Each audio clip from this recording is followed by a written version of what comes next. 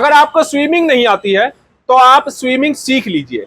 हम ऐसा इसलिए कह रहे हैं कि गुरुग्राम में जब भी बरसात होगी तो गुरुग्राम में सड़कों पर नदियां बहने लगेगी, चारों तरफ पानी पानी हो जाएगा और ये तैराकी आप ही की जिंदगी बचाने के काम आएगी। आज गुरुग्राम में हुई बारिश के बाद गुरुग्राम में कुछ ऐसे हालात बदतर हो गए कि हम इसीलिए कह रहे हैं कि आपको स्विमिंग आनी बेहद ही जरूरी है। इस खबर में आपको गुरुग्राम की एक एक तस्वीर दिखाएंगे कि गुरुग्राम में हुई बारिश के बाद गुरुग्राम के हालात क्या हैं। नमस्कार, मैं हूं सुनील यादव और आप देख रहे हैं गुरुग्राम न्यूज। जब तक दुख अपना ना हो तब तक वो छोटा ही लगता है। अगर दूसरे का दुख है तो उसका शायद एहसास किसी को हो पाए। ऐसा हम इसलिए कह रहे हैं कि गुरुग्राम जिला प्रशासन के अधिकारी जो एसी हॉल में बैठकर मीटिंगें करते हैं, प्लानिंग करते हैं, वो जब तक सड़कों पर नहीं निकलेंगे तब तक गुरुग्राम के हालात सुधरने वाले नहीं है। आज गुरुग्राम के हालात इतने बदतर हो गए कि इन तस्वीरों को देखकर आपको लगेगा कि आपको स्विमिंग आना बेहद जरूरी है अगर आप गुरुग्राम में रहते हैं या गुरुग्राम में नौकरी करते हैं।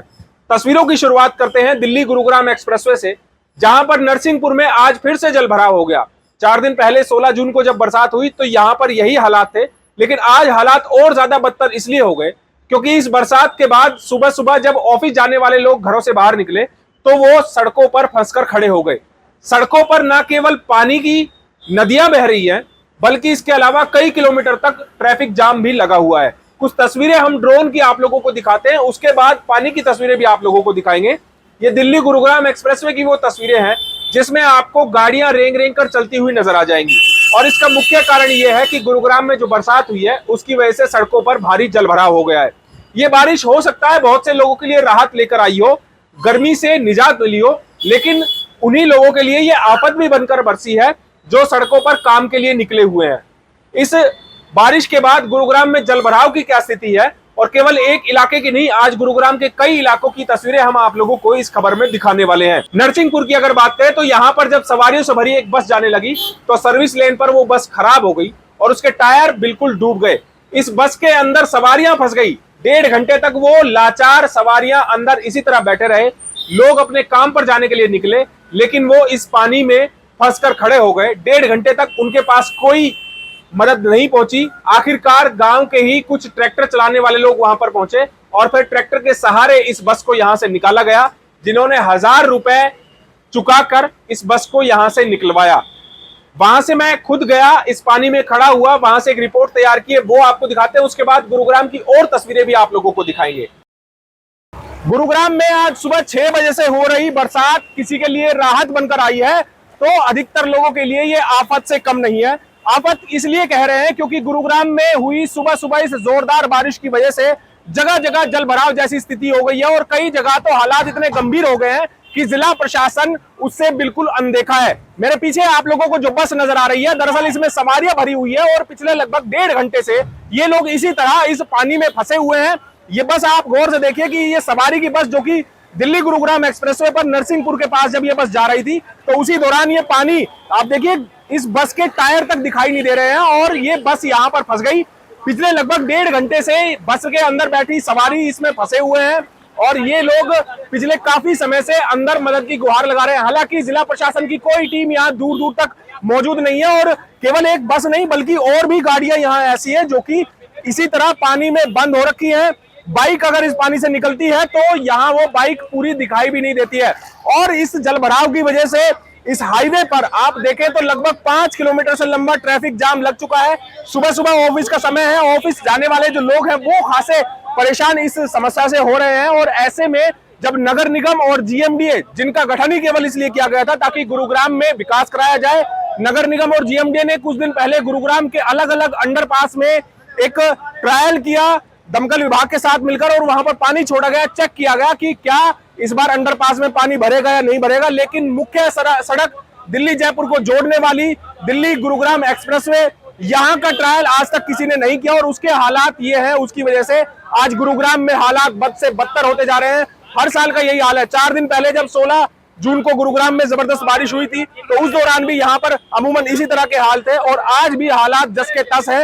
यहाँ पर कोई जीएमडीए का या नगर निगम का अधिकारी देखने को नहीं मिलेगा, लेकिन आपको गुरुग्राम ट्रैफिक पुलिस के जवान जरूर ट्रैफिक का संचालन करते हुए दिखाई दे जाएंगे और ऐसे लोग दिखाई दे जाएंगे जो कि इस पानी से दो चार हो रहे हैं, जिनको कमर तक डूबकर इस पानी में निकलना पड़ रहा है। और जो लोग अपने दफ्तर जाने के लिए बसों का सहारा लेकर, गाड़ियों का सहारा लेकर निकले थे, वो भी आज इस पानी का शिकार बन गया। उनकी बसें इस तरह पानी में खराब हो गई है।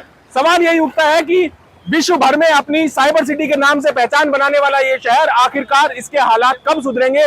यहाँ सबसे ज्यादा रेवेन्यू हरियाणा को गुरुग्राम से जाता है, लेकिन बावजूद उसके गुरुग्राम के हालात किसी भी ग्रामीण इलाके से बदतर होते जा रहे हैं। जरा सोचिए, जब बसों के ये हालात हैं तो फिर आम जन के क्या हालात होंगे, जो साइकिल लेकर चलते हैं, जो मोटरसाइकिल लेकर चलते हैं या जो पैदल चलते हैं, उनके भी हालात बदतर से कम नहीं है। आप ये तस्वीरें देखकर अंदाजा लगाइए कि किस तरह साइकिल तो आपको इस पानी में दिखाई ही नहीं देगी, इतना पानी यहाँ पर भरा है। मोटरसाइकिल वालों का भी बुरा हाल है क्योंकि उनकी बाइक्स बंद हो गई हैं और वो भी अपनी बाइक्स को धक्का देकर इस पानी से गुजरने को मजबूर हैं। कुछ इसी तरह गाड़ियां सड़कों पर खराब हो गई हैं, पानी में बंद हो गई हैं। उसकी वजह से जो लोग निकले हैं घरों से बाहर, उनके लिए आफत बनकर बरसी है ये बरसात। अब ये हालात केवल नरसिंहपुर में नहीं है, बल्कि मानेसर में भी कुछ इसी तरह के हालात है। IMT मानेसर में भी सड़कों पर भारी जलभराव हो गया है। यहां पर भी गाड़ियां रेंग रेंग कर चल रही हैं और चारों तरफ पानी ही पानी सड़कों पर नजर आता है। केवल गुरुग्राम में एक जगह के हालात ऐसे नहीं है, बल्कि जब भी बरसात होती है तो गुरुग्राम में कुछ इसी तरह के हालात हो जाते हैं। मैंने ये बात क्यों कही कि जब तक दुख अपना ना हो तब तक वो बड़ा नहीं लगता, वो इसलिए कि जब गुरुग्राम जिला प्रशासन के अधिकारी जो दावे करते हैं वो केवल ऑफिसों में बैठे रहेंगे, वो सड़कों पर नहीं निकलेंगे, वो जब ऐसे जाम में नहीं फंसेंगे, जब ऐसे जलभराव में नहीं फंसेंगे, तब तक उनको शायद आम जन की समस्या का एहसास ही नहीं हो पाएगा और तब तक गुरुग्राम की इस समस्या का निदान भी नहीं हो सकता है। ऐसा नहीं है कि गुरुग्राम में केवल पहली बरसात में ही यह हाल हुआ हो, बल्कि अभी तो मानसून बाकी है। मानसून में कितने बदतर हालात हो सकते हैं ये बारिश के इस ट्रेलर ने जता दिया है। आप सोचिए कि गुजरात जैसे राज्य में जहां पर साल में एक दो तूफान आते हैं, उसको लेकर सरकार हो, प्रशासन हो, इतनी कड़ी तैयारियां करता है कि लोगों को कम से कम समस्याएं हो, लेकिन गुरुग्राम में हर साल के ये हालात हैं कि बारिश में हर साल सड़कों पर, गलियों में, कॉलोनियों में इस तरह का जलभराव हो जाता है। लेकिन यहाँ का प्रशासन एक प्लानिंग नहीं कर सकता इस पानी को निकालने के लिए। इस शहर को बनाने के लिए बड़ी बड़ी इमारतें यहाँ पर खड़ी कर दी गई, बड़े बड़े बिल्डर्स को प्रोजेक्ट दे दिए गए, CLU दे दी गए, लेकिन इंफ्रास्ट्रक्चर, जो बेसिक इंफ्रास्ट्रक्चर है, उसकी बारे में किसी ने सोचा ही नहीं और उसको बनाया ही नहीं गया। उसकी वजह से ये हालात आज बद से बदतर गुरुग्राम के हो चले हैं। गुरुग्राम के पुराने इलाके की भी अगर बात करें तो सेक्टर 10 हो, न्यू कॉलोनी हो, या सेक्टर 4-7 हो, या फिर बसई इलाका हो, वहां भी कुछ इसी तरह के अमूमन हालात हैं कि वहां भी सड़कों पर गाड़ियां रेंग रेंग कर चल रही हैं और गाड़ियां आधी से ज्यादा पानी में डूब कर चल रही हैं। मेरे सहयोगी मनु मेहता ने वहां से एक रिपोर्ट तैयार की है, वो आपको दिखाते हैं। गुरुग्राम में मानसून की पहली बारिश ने आज शहर के हालात बिगाड़ कर रख दिए हैं। शहर की अगर बात की जाए तो sector 4, sector 7, sector 9, railway road, माता रोड, सभी इलाके जलमग्न तो हैं ही, लेकिन हमेशा की तरह जो बसई चौक है ये तो हमेशा की तरह इतना डूबा हुआ है कि आज बड़ी गाड़ियों को भी निकलने में दिक्कत आ रही थी। छोटी गाड़ियों वाले तो यहाँ पर धक्के लगा लगा कर अपनी गाड़ियों को किसी तरह से निकाल पा रहे हैं। वहीं मोटरसाइकिल, स्कूटर या 2 व्हीलर्स वालों के हालात और ज़्यादा ख़राब है। उन्हें तो बिल्कुल हर मोटरसाइकिल, स्कूटर जाती हुई बंद हो जाती है। यहाँ तक ट्रैफिक साइड से निकलने के चक्कर में एम्बुलेंस भी, आप देख सकते हैं कि एम्बुलेंस भी किसी तरह से बचाव करके निकलती हुई नज़र आ रही है। लेकिन बसई चौक का हालांकि नगर निगम अधिकारियों द्वारा कई बार प्रयास किया गया है, यहाँ पर पाइपलाइन भी डाली गई है, लेकिन कोई इसका स्थायी समाधान नहीं निकल पाया है, जिसकी वजह से यह इलाका हमेशा की तरह जलमग्न रहता है और यहाँ से निकलने वालों को हमेशा काफ़ी दिक्कतों का सामना भी करना पड़ता है। मेरे सहयोगी मोनू के साथ मन्नू मेहता, गुरुग्राम न्यूज। आज बुधवार को अगर आप घर से बाहर निकलने की सोच रहे हैं तो हो सके तो अपना ये प्लान पोस्टपोन कर दीजिए, क्योंकि गुरुग्राम में सुबह सुबह हुई बरसात के बाद न केवल सड़कों पर भारी जलभराव देखा जा रहा है, बल्कि इसके अलावा गुरुग्राम की सड़कों पर भारी जाम भी लगा हुआ है।